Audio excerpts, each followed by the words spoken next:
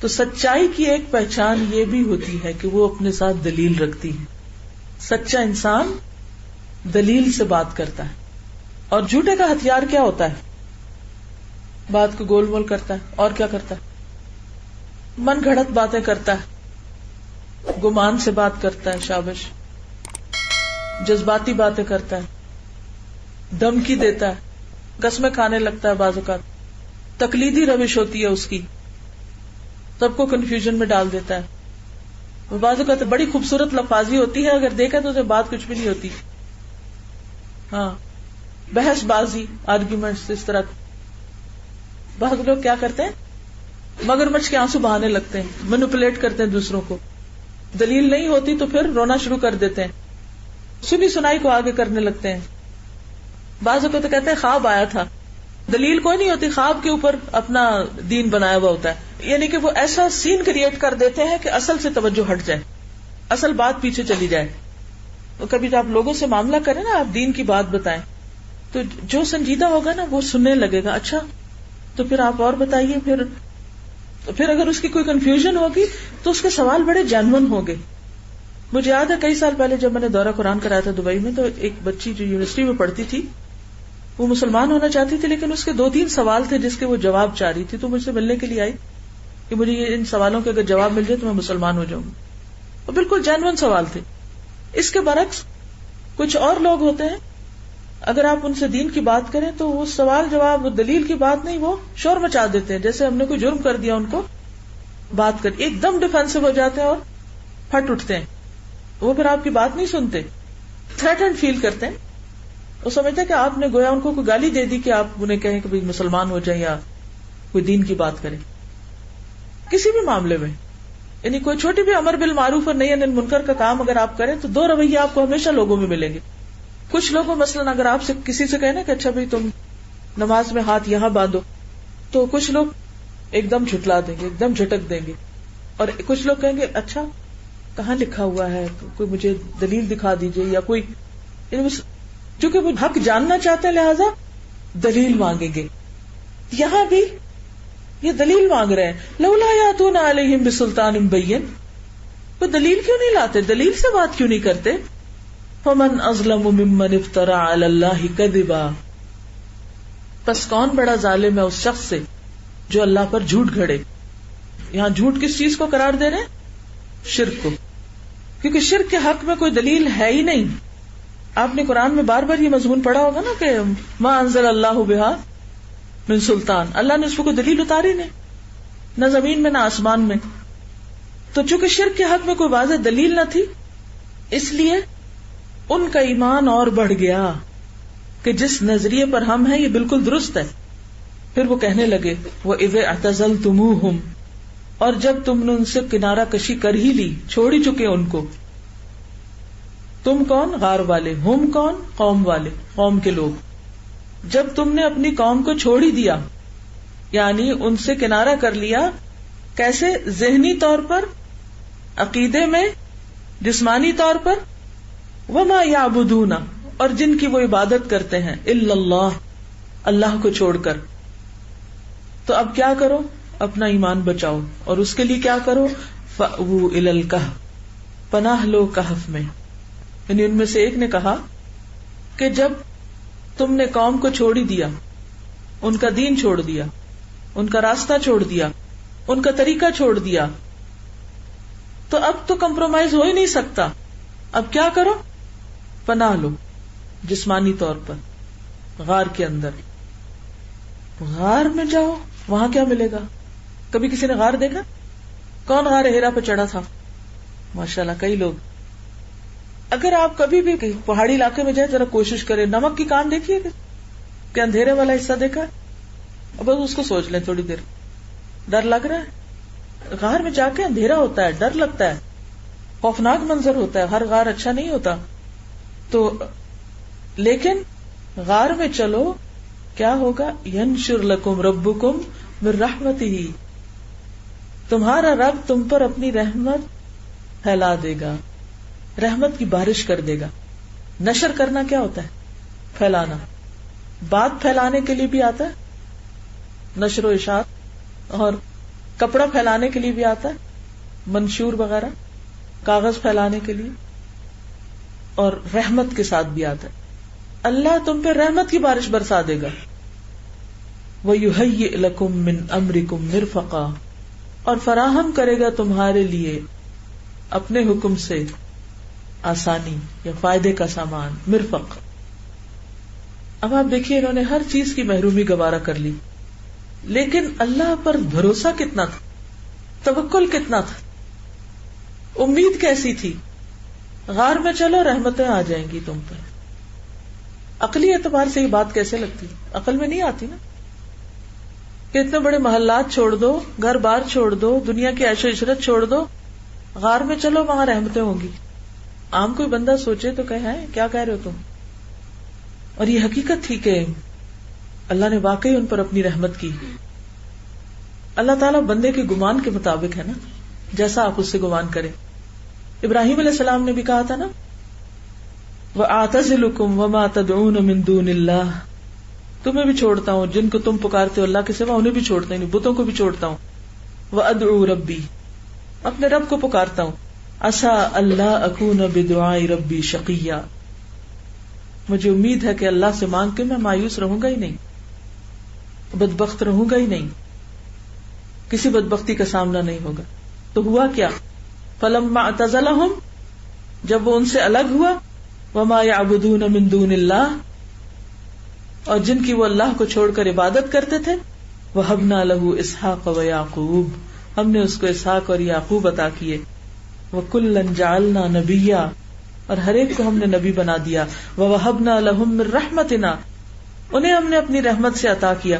وَجَعَلْنَا لَهُم لِسَانَ صِدْقٍ عَلِيًّا, سچی ناموری اور بلندی عطا کی اللہ نے ان کو, کیونکہ ان کا یہ چھوڑنا صرف اللہ کے لیے تھا.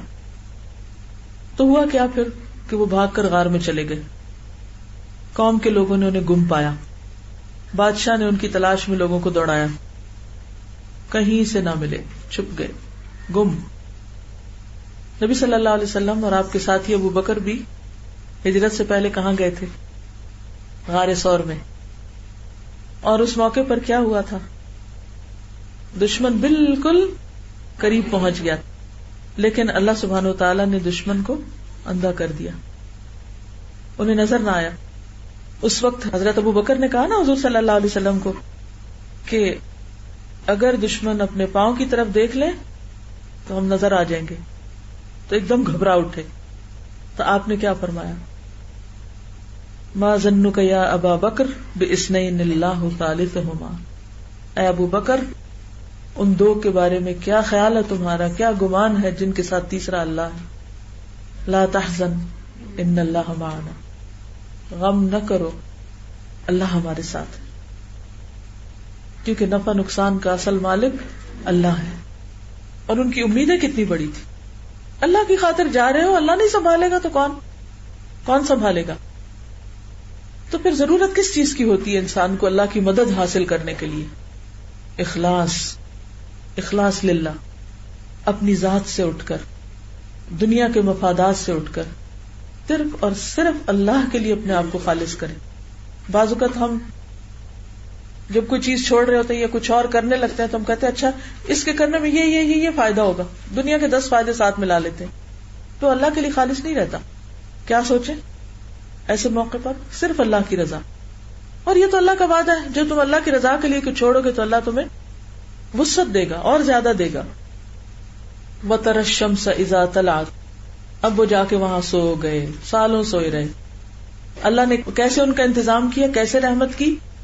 اور تم دیکھتے سورج کو, یعنی نہ صرف یہ کہ ان کی حفاظت کی, ان کو سلایا, ان کے اوپر اپنی رحمت نچھاور کی, بلکہ سورج کو بھی ان کے موافق بنا دیا.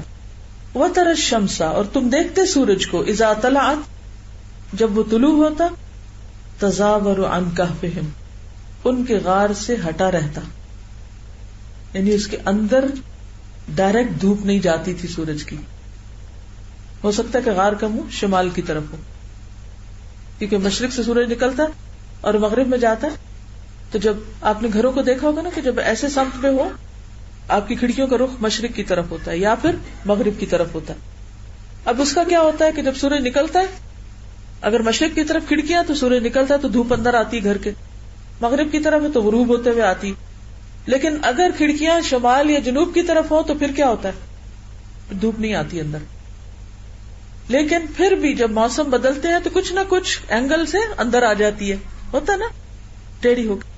لیکن اللہ سبحانہ و تعالیٰ نے ان کو ایسے محفوظ رکھا کہ جب طلوع ہوتا تو بھی ان سے ہٹا ہی رہتا، ان کی طرف نہیں جاتا، یعنی کسی بھی اینگل سے ان کو ٹچ نہ کرتا. ذات الیمینی، دائیں جانب، یعنی دائیں جانب سے ہٹ کے نکل جاتا. وَإِذَا غَرَبَتْ، اور جب غروب ہوتا، تقرضهم، کترا جاتا ان سے، ذات الشمال، بائیں جانب. وَهُمْ فِي فَجْوَةٍ مِّنْهُ، اور وہ ایک کھلی جگہ پر تھے، اس میں یعنی غار میں کھلی جگہ پر. ہوا کی آمد و رفت تھی، دھوپ ڈائریکٹ نہیں پہنچتی تھی، کیونکہ اگر ڈائریکٹ دھوپ پہنچتی تو سو نہ سکتے. کبھی گرمیوں میں آپ کو چھت پہ سونے کا اتفاق ہو، زیادہ زیادہ میکسیمم سو سکتے ہیں جب تک کہ سورج نہیں نکلتا. سورج نکلتا تو نیند بھاگ جاتی ہے. پھر اب تو لوگوں نے اندر ایسے بندوبست کر رکھے کہ چاہے مشرق اور مغرب کی طرف بھی ہوں کھڑکیاں، پردوں پہ پردے چڑھے ہوئے ہیں، دن کو بھی رات بن جاتی.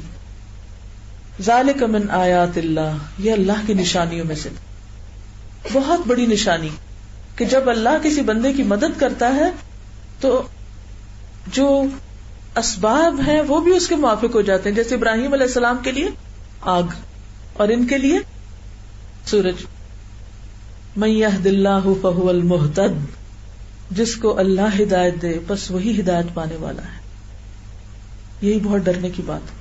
اسی لیے نبی صلی اللہ علیہ وسلم سب سے زیادہ یہ دعا کرتے تھے، یا مقلب القلوب ثبت قلبی علی دینک، اے دلوں کو اوپر نیچے کرنے والے، میرے دل کو اپنے دین پر ہی جما کے رکھ، یہ نہ پلٹے، یہ دین سے نہ اچاٹو. تو جس کو اللہ ہدایت دے وہی ہدایت پاتا ہے. یعنی اللہ ہی نے ان کو اس غار کی رہنمائی کی، ورنہ جا کے تو کسی بھی غار میں چھپ سکتے تھے. بعض اوقات ایسا ہوتا ہے نا کہ آپ کو کچھ سمجھ نہیں آتی کہ کریں کیا، تو صحیح ڈیسیژن اللہ ہی کرواتا ہے. تو یہ تھی اللہ کی مدد، اللہ کی رہنمائی، اللہ کی ہدایت. وَمَن يُضْلِلْ، اور جس کو وہ بھٹکا دے، فَلَن تَجِدَ لَهُ وَلِيًّا مُرْشِدًا، تو ہرگز نہ تم پاؤ گے اس شخص کے لیے کوئی دوست مددگار جو راہ راست دکھانے والا ہو. اس کو کوئی ولی مرشد نہیں ملے گا. سورۃ المائدہ 41 میں آتا ہے وَمَن يُرِدِ اللَّهُ فِتْنَتَهُ فَلَن تَمْلِكَ لَهُ مِنَ اللَّهِ شَيْئًا، اللہ جس کو فتنے میں ڈالنے کا ارادہ کر لے تو پھر تم اللہ سے اس کو بچا نہیں سکتے، تم کسی چیز کے مالک نہیں ہو سکتے. تو اس سے کیا پتہ چلتا ہے کہ اللہ نے ان کی حفاظت کے انتظامات کیے، ان کو بہترین نیند سلایا، مارا نہیں ان کو، وہ زندہ تھے لیکن سو رہے تھے. وَتَحْسَبُهُمْ أَيْقَاظًا وَهُمْ رُقُودٌ، اور تم خیال کرتے ان کو کہ وہ جاگ رہے ہیں حالانکہ وہ سو رہے. ایقاظ یقظ کی جمع ہے اور رقود راقد کی جمع ہے. یعنی اگر تم انہیں دیکھتے تو ایسے لگتا کہ جیسے یہ جاگ رہے ہیں، کیونکہ وہ اپنی سائڈیں پلٹ رہے تھے نا، پہلو بدل رہے تھے، حالانکہ وہ سو رہے تھے.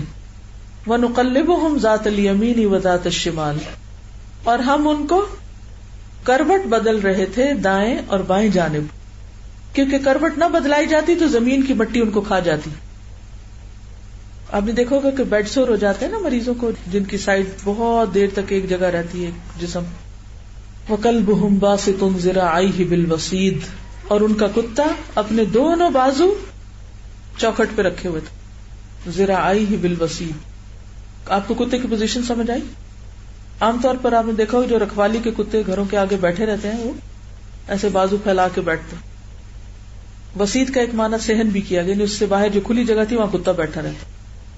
اس سے کیا پتہ چلتا ہے کہ حفاظت کے کتے کو سونے والے کمرے میں نہیں رکھے، بیڈ روم میں نہیں بلکہ باہر رکھے، دہلیز کے باہر یا صحن میں. کیونکہ صحیح حدیث سے پتہ چلتا ہے کہ جو شخص کتا رکھے گا اس کے عمل میں سے ہر روز ایک قرات کی کمی ہوگی، سوائے نگرانی یا شکاری کتے. یعنی کھیتی اور جانوروں کی حفاظت کے لیے جو کتا رکھا جاتا ہے، یہ حفاظت کے لیے کتا رکھا جا سکتا ہے، ادروائز نہیں. تو اب آپ دیکھیے کہ کتا باہر حفاظت کے لیے بیٹھا، یہ بھی اللہ کی ایک نشانی تھی. کس طرح اللہ نے اسباب کی. لو اطلعت علیہم، اگر تم ان پر اطلاع پاتے، دیکھتے ان کو، یعنی جا کر وہاں جھانک کے دیکھتے، لولیت منہم فرارا، تو ڈر کے مارے ان سے بھاگ کے منہ موڑ جاتے. ولیتا منہ پھیر لیتے، منہم ان سے فرارن بھاگ کر. مراد اس سے یہ کہ کوئی وہاں ٹھہرتا ہی نہیں تھا، جو وہاں اس سین کو دیکھتا بھاگ جاتا.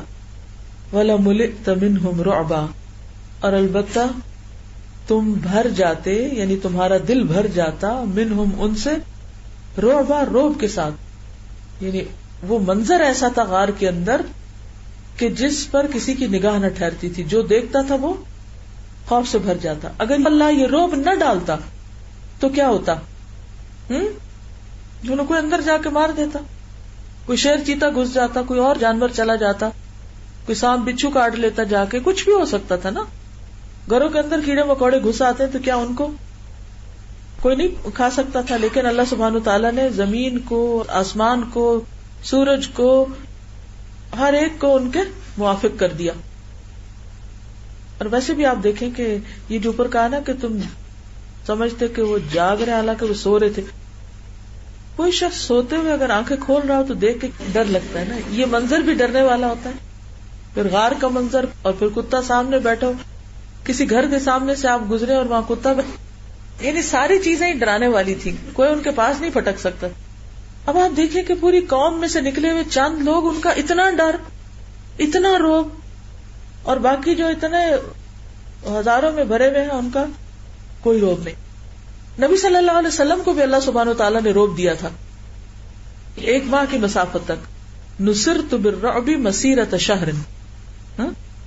تو یہ بھی اللہ کی دی ہوئی نعمتوں میں سے، جب اللہ کے لیے انسان اپنے آپ کو خالص کرتا ہے نا، تو اللہ تعالیٰ اس بندے کے اندر روب ڈال دیتا ہے.